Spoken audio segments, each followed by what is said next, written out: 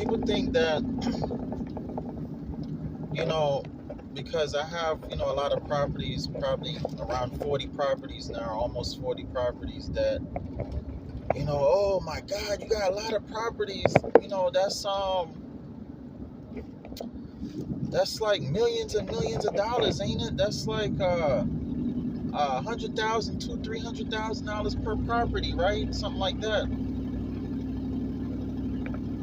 Just because somebody have a lot of properties, it doesn't mean they paid all these hundreds of thousands and millions of dollars for them. I have so many properties, so many lands, because a lot of my lands I paid $200 for, $800 for. Most of them, that's what I paid for them. My most expensive piece of property, we got it for like 30 something thousand, and my share of it was like 10,000. My most expensive property, is not over $15,000 that I paid for it. My share of it. All right, and my cheapest property that I paid for, is $200. That's why I say it doesn't make any sense why anybody's renting. It doesn't make any sense why anybody is renting. It doesn't make any sense why anybody's homeless.